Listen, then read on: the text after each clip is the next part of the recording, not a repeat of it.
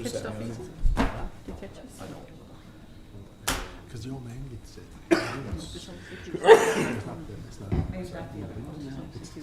They burn it off all the time. Yeah. Right? He's just gonna stay. He's gonna stay at his home. But when I noticed that, I was like, oh. He had a bunch of removed out on his cheekbone. Over Christmas. Yeah, on his ears, back of his neck. So now he wears like the baby cap. All right. Good. Good evening, everybody. Welcome to our regular public council meeting here in the town of Torbay for Monday, January 5th, 2026. It's our first meeting of the new year. Before we adopt the agenda, go around for new business. Councilor Manning. Pass.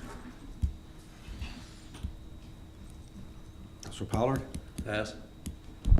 Councilor Whitten. Pass. Councilor Goss. Councilor Martin. Pass. Deputy Mayor. Pass. Okay, I just got thanks. Okay. And is there anybody for first Q&A? I know I already got you down, Madeline. Okay. All right. Okay. Okay, could I get a motion to adopt the agenda as amended, please? So moved. Second. Moved and seconded, all in favor? Aye. Aye, opposed, carried, thank you very much. We have public council minutes for December 15th, please. Could I get a motion to adopt those? So moved. Second. Moved and seconded, any errors or omissions? All in favor? Aye. Aye. Opposed, carried, thank you very much. There's proclamations, presentations, Q&A session. Bell Let's Talk Day. Councilor Martin. Bill Let's Talk Day 2026. Whereas January 25th, 2026 marks the annual Bill Let's Talk Day, a day of conversation, support, and positive change for mental health. And whereas the Bell Let's Talk Day mental health initiative focuses on 4 key action pillars: fighting the stigma, improving access to care, supporting world-class research, and leading by example in workplace mental health. And whereas the town of Torbay supports positive mental health for everyone in the community and seeks to improve the lives of all citizens who experience a mental health or mental illness issue in their lifetime and those who are struggling with their mental health.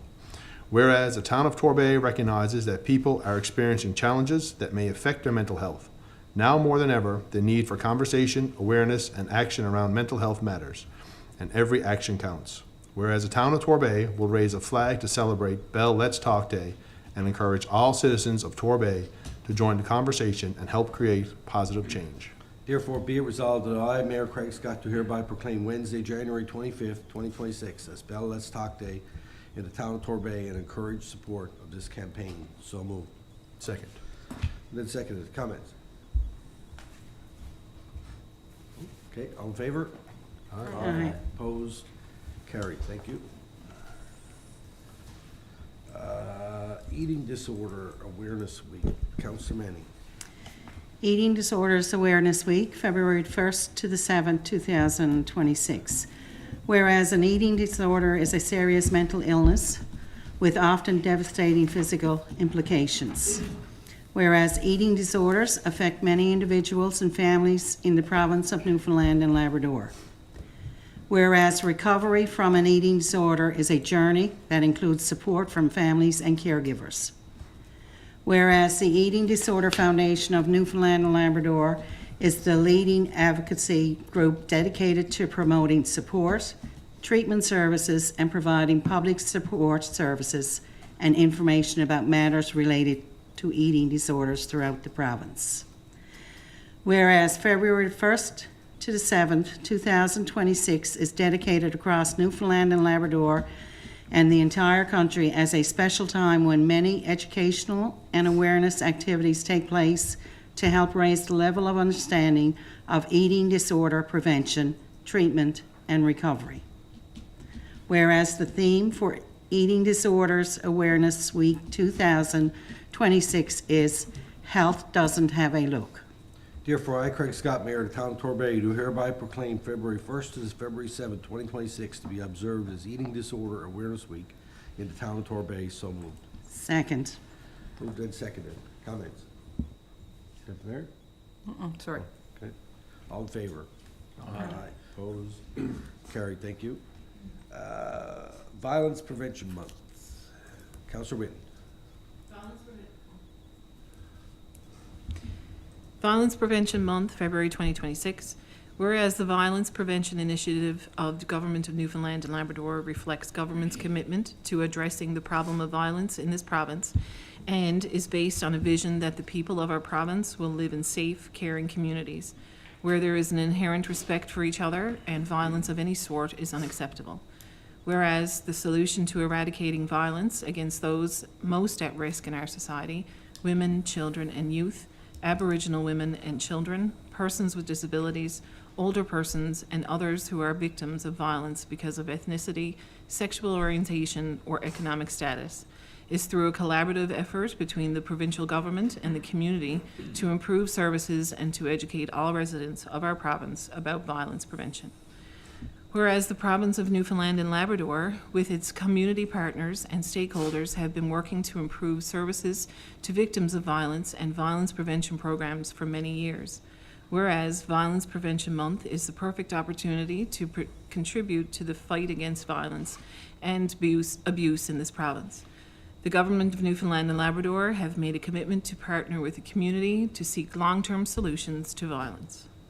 Therefore, I am pleased to proclaim the month of February 2026 to be Violence Prevention Month. I encourage all residents of the town of Torbay to recognize that violence prevention is everyone's responsibility and to support violence prevention activities and events. So moved. Second. Moved and seconded. Any comments? All in favor? Aye. Opposed? Carried. Thank you. World Wetlands Day Proclamation. Deputy Mayor. Proclamation World Wetlands Day, February 2nd, 2026. Whereas World Wetlands Day is celebrated each year on February 2nd to raise awareness about wetlands. This day also marks the anniversary of the Convention on Wetlands, which was adopted on the International Treaty in 1971. Whereas wetlands are critically important ecosystems that sustain biodiversity, filter our water supply, and provide water, protect us from storms and floods, and store carbon. By recognizing World Wetlands Day, we aim to increase the public awareness about how much wetlands do for the community and to encourage actions to protect, conserve, and restore them. World Wetlands Day is for everyone to recognize as these ecosystems are important to us all. And whereas this year's theme is Wetlands and Traditional Knowledge, Celebrating Cultural Heritage. The global campaign spotlights the timeless role of traditional knowledge in sustaining wetland ecosystems and preserving cultural identity. Whereas the town of Torbay and the government of Newfoundland and Labrador signed a municipal habitat stewardship agreement in 1997, committing to the conservation and enhancement of important wetlands habitat, Gosses Pond, Upper Three Corner Pond, the Gully, Jones Pond, Western Island Pond, and the shoreline. The town of Torbay maintains the agreement and continues to be supporters of municipal habitat stewardship in our community. Therefore, I, Mayor Craig Scott, do hereby proclaim February 2nd, 2026 as World Wetlands Day in the town of Torbay. So moved. Second. Moved and seconded. Comments? All in favor? Aye. All right. Opposed? Carried. Thank you. All right. Next on the list is Madeline. How much time do I have? 5 minutes, right? Is it 5 minutes? Just turn on your mic there. I'll try and. Slippers I'm wearing this evening. I want to start by congratulating everyone here. That mic is not on. So There you go. it's the first time I've spoken to you, and a special thank you to those returning council members because they knew what they were getting into and did it anyways. I'm here to talk about water. I have a lot of concerns about water, and I've had for many years. A little bit about me for those who don't know me. I'm a retired federal public servant, and apart from a few years spent at Environment Canada, I spent most of my career at Health Canada. I've lived in Torbay since 1983. I got town water in 1984, which I thought at the time was a blessing. And one of the reasons I followed the water problems and water situation is Torbay's, because I was chair of the Torbay Gully project for many years. And historically, the gully got its water from North Pond and South Pond. So whatever happened upstream, we had to follow it, and there were some concerns at the time. So I followed the water issue since then. So, and I've come to council meetings fairly regularly over the past 25 years.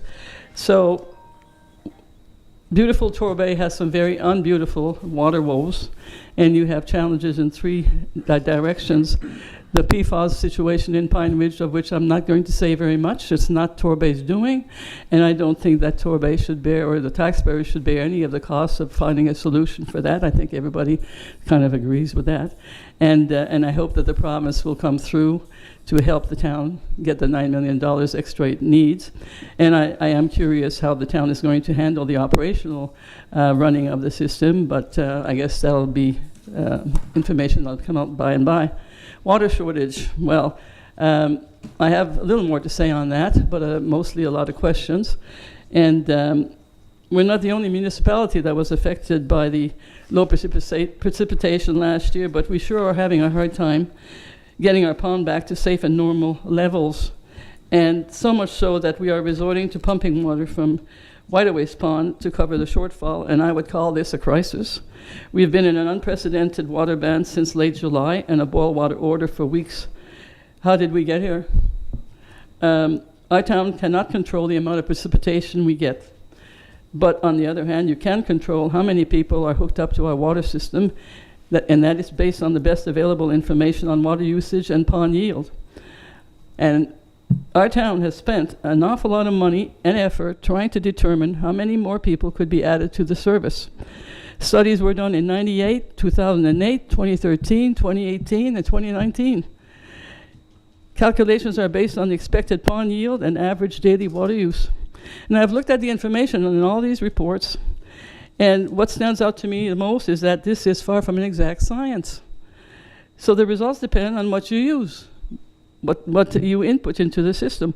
So one of the figures they use are the liters per capita per day. Now, in the early studies, we were using 450 liters. In some of the more recent studies, we used 340, and I'm assuming that's all based on recommendations from Water Resources in the province. And this has allowed the town to put more people on the system. Now, you go to the Municipal Affairs website, and they say Newfoundland and Labrador is the highest per capita residential water consumer in Canada, and using approximately 628 liters of water per person per day. That's another provincial department. Statistics Canada numbers for our province range from 585 in 2015 to 402 in 2021. And by the way, the Canadian average is 223, so we use a lot of water. There were some hints that problems could occur given the right circumstances. The 2018 study on water supply alternatives indicated that the existing demand on the water exceeds inflow into the pond during dry periods of the year. So far, we've had rebound, not this year. In 2019, the engineers gave us what they called a theoretical estimate because there's a lot of information missing for them to use. And for example, they pointed out the limitations of the information that the estimates are based on. No historical records, for example, of daily water levels of North Pond have been recently kept, the latest possibly being 2012. Following this report, of course, the town installed some zone meters, and we do have a little more information, and some decisions were made since then. But given the emergency of the situation we find ourselves in, is it possible? We have too many people on the system. Was 2025 drier than 1961, which I've been told possibly, so maybe we need to look at the estimates again. Do the estimates sufficiently account for the institutions and schools we have in our town, all the home-based businesses that use a lot of water and that have kept operating throughout the drought? Why is North Pond not rebounding as it has done in the past? Is it possible that all the unserviced development upstream from North Pond is having an impact on the groundwater feeding North Pond below it? These are some of the questions for which we would like to see some answers. And while I'm speaking about that, one final comment is I have to say that I'm not the only one, but when I found out, we've been on a water ban since late July, and boil water order. And I have been told apparently that there are still people being added to the system. Is that correct? And that's another thing I'd like to know. And because if we're being asked to conserve in an emergency situation, it doesn't look good if we keep adding people to the system. Anyways, that's one comment. Sorry? Your time is up. How much more do you got, Madeline? Well, I want to talk about water quality, and that's really why I'm here. My 5 minutes is up already. Yes, I let you go on a little longer, actually. I can come back. Quickly, if you want to talk about water quality. Well, the water quality is really the big concern of ours, because really in Torbay, looking at all the reports and what I followed, we really have not spent a lot of attention and money addressing water quality and finding solutions to the problem we have had since 2007. And what happened in 2007, we raised the level of the dam, and that corresponds with an increase in the THMs and the HAAs in our water. Now, these are health concerns, and the health concerns are real. And Health Canada used to say they were possible, looking at animal studies. Since 2015, they've been saying it is probable and possible that it is a cancer risk. And so those of us who've been paying attention to water quality since, I think, the early 2010s, because the reports from the Promise were posted on council minutes, we were noticing these things, and we were becoming concerned. But most of the reports that have been done have really not addressed water quality and the problems with THMs and HAs. There are other water quality problems, but fast forward to 2019, finally, we have the Wood report that specifically addresses this as part of their recommendations. And that's the thing that I really want to talk about. Because a recommendation, they recommended that the town should strongly consider the benefit of installing additional screens as a system upgrade. Fine screening of water, i.e. traveling water screens or screen racks, etc., are needed to remove finer levels of sediment and solids that are problematic in terms of disinfection byproduct formation. Now, this report was accepted by council in May 21, 2019. And it was also noted at that meeting that the recommendations in the memo were currently being adopted, implemented. Right. But this recommendation on the screens was never done. So, And I found that out recently. And I'm really, as somebody on town water for 40 years, I'm really okay, so there's a couple upset about that. Couple things there that I can. Well, can I just finish? We're not the only ones that have the THM problem. I know Right. that. But we're a healthy community. We have a $12 million budget. We have a water tax that more than brings in money to pay for operating the system. And I think really it's time that this council, the buck stops with you now, because it hasn't been done in the past. Now- And I know we have a water treatment plant in the works. Can I address your questions now? Oh, yeah, if you All want. right. So number one, that is the most specific thing. Yes, we've been working now for at least 10 years to build a water treatment plant, which is the only solution to the THMs. When Wood recommended those additional filters, we did make changes to the intake to make the screens smaller on it. We did not add additional filtration because we were in the process of applying for a new water treatment plant, which was going to deal with all of that. So all of that is moving forward. Once that is in, the THM and the HHA issue is going to be gone. It's really the only solution to do it, because anytime that there's any particles within the water, and you know this, when you add chlorination to it, THMs and HHAs are the chlorine byproducts that are created. And I know that I've been looking at the numbers ourselves, and some months we're actually below the number, but on average, you're right, we are much higher than what it is.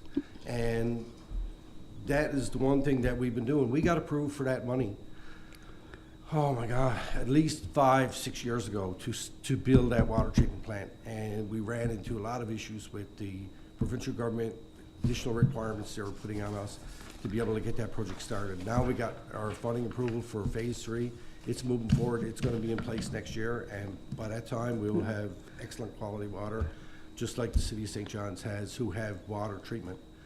Adding additional screening to North Pond would have been problematic, because we've got a gravity feed system, and once those screens start to clog, the water wouldn't flow. Then we'd run into additional issues. That's one of the things that we were advised at that time when we were talking about it. But I have to say that I think that a temporary solution is in order, because we have been 18 years drinking water and bathing in it Right. that has high THMs. Temporary solutions are no good, Madeline. We were approved to get this done at the same time that Wood was making that recommendation, so our decision was to move forward with building a new water treatment plant. It's a $10 million first app- facility. The first application was turned down. We were approved at least 5 years ago to do this new water treatment plant. I don't want to Okay. debate with you or argue with you. The other one thing I will say, Anyways, thank you for the extra time. No, And I it's just ask that I hope that the new council can take a look at this issue and decide that temporary measures are important, because, you know, we know what happened with Pine Ridge. We don't know what we don't know until we know it. I understand. Health Canada something. can change limits. I understand. And can I answer some of your other questions? The maximum yield on North Pond is 1,550 cubic meters a day. That's what the maximum yield is per our studies that Wood and all those other things done. The maximum amount that we have on it, our average daily flows, is 1,350 cubic meters. So we took a conscious decision 4, 5, 8 years ago, based on recommendations from our engineers, not to add any more than 60 additional units on the water. All those haven't even been added yet, to bring us up to that 1,350. That is 200 cubic meters a day less than what the capacity of the pond is. A cubic meter equals about a house. So we're 200 homes below what the maximum yield of that pond is. So the council hasn't gone out and added a bunch of new homes onto the pond to go over the capacity. We understand completely what the capacity of the pond is, and so we're working within those parameters. The new ones that are being approved as we go along are part of that 60 that was there, and ones that people have had in front of their homes for 25 years paying the bill on, and they finally decided to use them. Those type of things, there's a handful. I mean, we've been agonizing around here for the last 8 years about one water allocation here and one there. It's crazy the amount of it is, but everything that we did was to make sure that we didn't add on to overcapacity of that pond. And everything that we do is within the engineer's guidelines and what it is. This was part of the reason the extended conversations, I guess, with the province about what is the yield of the pond and the size of the treatment plant that we're building. The Great Pond one, yes, we are meeting actually next week with somebody for the province. We have another meeting on the 19th of January with people from the federal government looking for additional funding to make up the additional money for Great Pond. At the end of the day, Great Pond water supply will be, the operational cost will be of that of the town, because there is no funding for operations. But that water supply was going to be built anyway. Regardless of the PFAS issue, we still needed to build a new water supply. We were already looking at that before that PFAS issue ever came into light. For us, we say to the federal government, you caused this issue with those homes, with the contaminants in it, and that we believe that you should pay 100% for this new water supply, and we're working with them to work on that, to do that. So it is a process, and it's taken us some time, but that's what we're working on. Yeah, you said the operational cost would be covered by the town. Always operational costs are covered by But the for town. water and sewer, it's user pay, Yes, right? that's what I mean. So at the end of the day, people who are on the water supply will pay the operating costs. That's how it works now, and that's how it'll always work into the future. Even though it's none of their fault that they ended up having to have town water. I mean, it's not in Pine Ridge.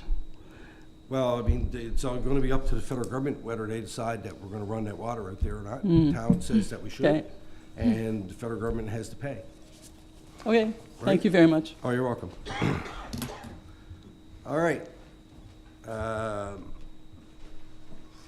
Brian Creedy Martin, floor is yours.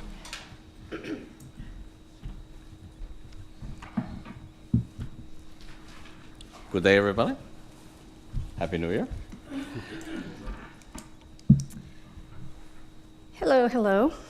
As you know, we're Brian and Karina Martin, and our property is 72 Robbins Pond Hill Road. We recently just finished a renovation on that property, and we're actually asking council. We've already submitted it in writing to you guys, so you're aware of the situation, but we're asking council to do as it's done in the past and continue the road maintenance into the bubble, the cul-de-sac in there. We know it's been done in the past. Residents have told us that use it daily for walking and for hiking and snowshoeing in the winter. Also, the town has a garbage container at the end of it. You have town signs with your logo on it stating that anyone with dogs off leashes will be violated. So that sort of shows that you've taken ownership of that road. We actually purchased a property in December 2023, and in the winter of that year, we witnessed ourselves the road being plowed, and we actually witnessed the grading of the road that year. It was after we put in our application to do the renovations on that property. After that is when all the maintenance and that stopped, so we're unsure as to why it stopped at that time. We've reached out to many of the councillors and we've had conversations. Also, that area is zoned as residential infill, and we are paying full taxes. We're not paying a seasonal tax. So we don't think it's too much to ask to actually have the road plowed in the winter and maintained in the summer. It actually makes sense in that bubble. You go in the past, as the plows have gone in, cleaned that, turned around and came out. And the past owners who we purchased it from told us that it was plowed when they owned the property. Anything else you want to add? It's just common sense to me. I mean, you know, it was put there for a reason. The town actually put it in years ago. Yep, It's yeah. for a major turnaround for you, as you know. We shouldn't be held accountable because it's not paved, because at the end of the day, that's what this is about. It's about pavement, and that shouldn't be the case. We've had some great conversations with council members. I've also had some great conversations with residents, and we know that it's been done, and you know, from conversations I've had, everyone here knows it's been done. So we just ask that you can continue. There's, you know, nothing extra, nothing, you know, just continue on and let us. Yeah, we're not asking for anything extra, but the service that was provided in the past, and we're paying full tax dollars. Yeah. So that's the least we should get, is the road maintained. Totally. One last thing that I would like to say is that even when the town issues development or renovation permits, the town is actually implying legal access, emergency access, and municipal recognition of that roadway, because you're supplying the permit and you're going to give an occupancy permit for it. So really, the town cannot logically permit occupancy while denying access to maintenance for us to get into it. It's sort of like a contradictory in your permit and of what you're doing. So all we're asking is just to have the road plowed going in and regular maintenance. We don't need 5 minutes. Is that it? Thank you. So we have received your email. Yep. And thank you for coming in and talking. Yep. And I know that we are going to add this to our agenda of our next committee of the whole meeting. And then we'll get back to you after that. Yeah, and if you need anything else further from us for that, any backup, any affidavits, whatnot, we can provide all that to you. Okay. All right, Thank thank you. Thank you. Just wanted you to know that you are free to leave, but you can certainly stay for the All right. Mayor's report. I think I'm just going to take this opportunity in here just to, I guess, talk about the pumping efforts that are going on from Waterways to North Pine. And it's kind of relates a little bit to what Madeline was talking about. So, yes, this was apparently the driest summer since 1961 of, I guess, when they have been keeping those records. And I know that we've talked about this before, and the problem with lack of precipitation last winter, no spring runoff, very little rain this summer, compounded the issue for North Pine, why it would not replenish itself. So am I gonna step down? So over the course of the summer, our staff were monitoring the pond and I mean, people have seen this in the news, Clarenville had to pump water from another water source into their water supply. There was a few other municipalities that had to do the same thing. Luckily for us, you know, we did place a boil order on when the water level got down to a certain point, and we couldn't be confident that the wind and everything wasn't stirring up too much sediment in the pond. The pumping issue should be done hopefully by the middle of January. At that point, we'll work with the provincial government to remove the boil order, and our water ban will be off by then. And you know, and I think it's really important to note that prior to when we had our water meters installed, which we do have now, and we have 5 of them in different zones within the town, all the numbers that were used by previous councils were estimates of how much water we were using based on Canadian averages. Now we know exactly how much water is being taken out of the pond because we have our water meters throughout the town, and that's going to be even enhanced when the new water treatment plant goes in, because everything is going to be computerized. We're going to know the actual level of the pond at any moment in time, and if we see a spike in usage, we know to use our leak detection equipment, go find leaks and all that kind of stuff. So, you know, it's been a journey, to say the least, with this water supply with North Pond, and I think that council over the last at least 10 years for sure, I'm sure about, that we've really struggled with trying to find a good balance with that, about adding additional resources on, which we really haven't done. And because I see this comment right all the time in social media, the town is adding too much. Every development that happens in the town is not on the water supply. And people need to be aware of that. Just because a house is getting built doesn't mean it's getting added on to the water supply.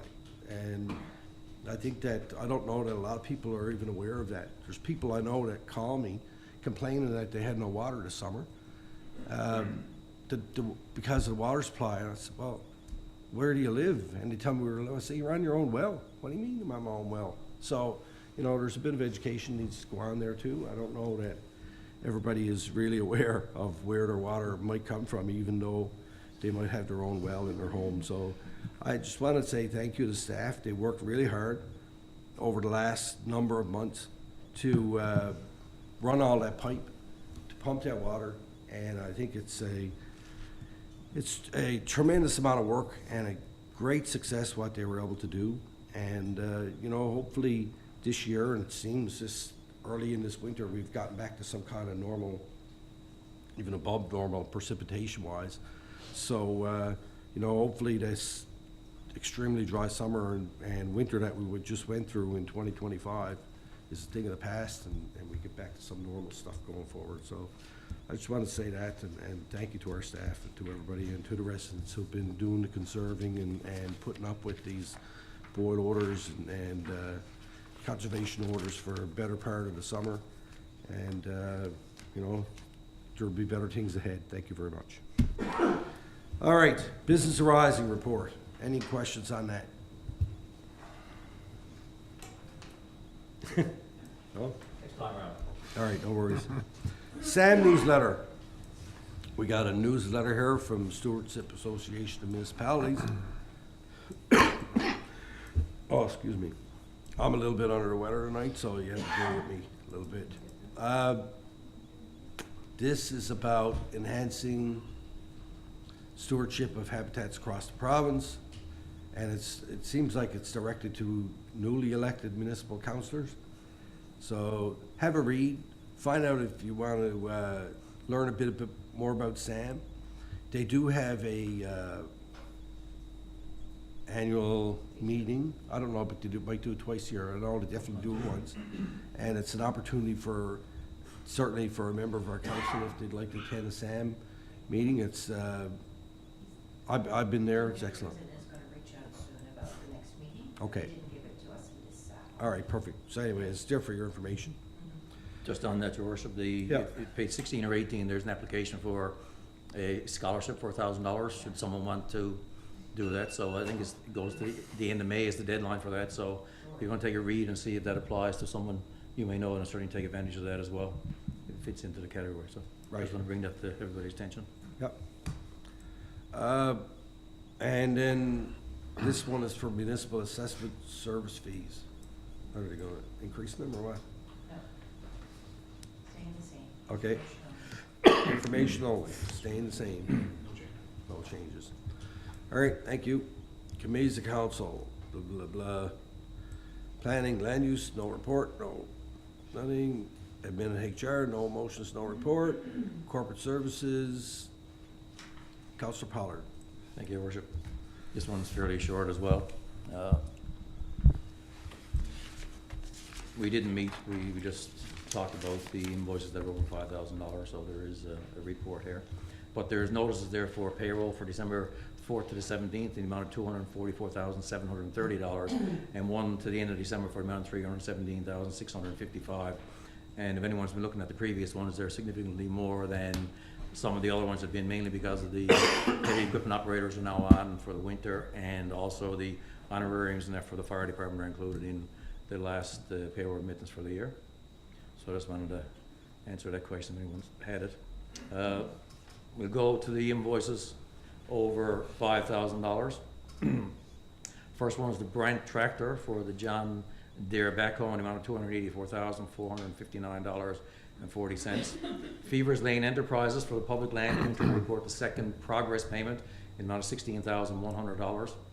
Fundamental Inc. for the installment on the regional transportation report, amount of $9,953.25. GFL Environmental for garbage and recycling collection, $63,959.14. Gibbon Snow Architects to History House Maintenance Architectural Services in the amount of $23,052.90. That's got to do with their work around the mold remediation project. Grand Concourse Authority Beautification, the second payment for 2025, in the amount of $32,500. Also, trail maintenance to Grand Concourse Authority for July to July in the amount of $21,709.20. H&M Paving for one of the rounds of patching, the fifth round it says here, in the amount of $15,298.45. Harvey's Oil Limited Diesel for the depot, $7,492.60. Kinstler Services for the upper three corner park soccer field maintenance in the amount of $11,500. Pinnacle Office Solutions for the new Housing Accelerator Fund project, in the amount of $8,124.92. Pibby Park Golf Course, the amounts related to the annual Christmas party, $8,910.23. Pro Dive Marine Services, sediment removal around the water intake, $9,301.20. R&R HVAC and Controls, the annual preventive maintenance in the amount of $7,608.40. And of course, there was repairs that need to be done to one of the condensers at the depot in the amount of $11,634.55. Receiver General Canada payroll deductions, the 1st to the 15th, $45,402.34. Supernova Fireworks for the 2025 fireworks in the amount of $5,000. Weirs Construction for the final surface on the depot in the amount of $85,790. Winco Limited for the Christmas infrastructure and decorating, amount of $7,331.25.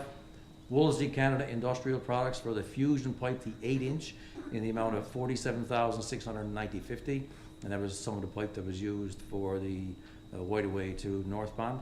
Woolsey Canada Industrial Products fusion pipe, the 6-inch, related to the same project, amount of $9,844. WSP Canada for North Pond water treatment, $5,871.99. The North Pond Water Source Sampling Program, in the amount of $5,077.82. And Xylem Canada for the pump hose and generator rental, $9,516.83, and that relates to the pumping from White Away to North Pond as well.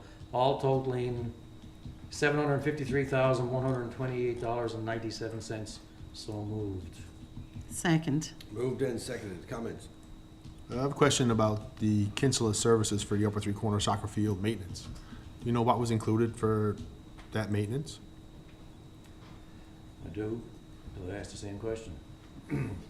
Install topsoil and hydro seed on softball field to repair from drainage line that was dug. So it looks like it has something to do with the smaller softball field, not a whole lot to do with the larger soccer field. Soccer Although it field. might have been topsoil and hydro, sorry. Combination of both, Okay. softball field and the topsoil. Okay. Any other questions? All in favor? Aye. Aye. Opposed? Carried. That it? So I'm just, my report to worship, yeah. All right, thank you very much. Economic development, no motions, no report. Infrastructure, public works, no motions, no report. Save for recreation and community services. Liaison committees. Jack Byrne, We didn't have any meetings yet. Okay. So, Northeast Avalon Joint Council, this meeting next week, maybe the week after. Torbay Volunteer Fire Department. Russell Burton. Thank you, Mayor. The meeting was on December the 15th. Since then, I've got an update on the total number of calls year-to-date. Year-to-date, it is 331 calls for the fire department. So busy. And they also, at the meeting, wanted me to highlight the budget for the fire department. So I'll gladly read that out.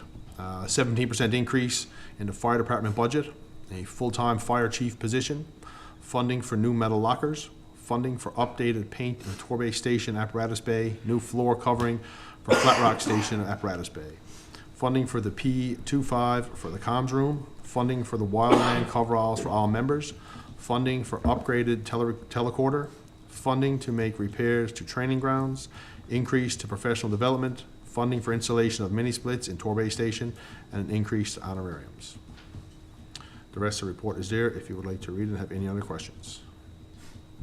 Thank you. And I'm assuming they were happy about all that? Very happy. Okay. Good, and we're happy to support the fire department. All right, thank you. Notice of motion, or municipalities committee, we don't have any report. Notice of motion, we have none. New business, right around to me. And I just want to say thank you to council and staff, as I always do, for the amount of work that you put in over the last period of time, particularly over those that were working over Christmas.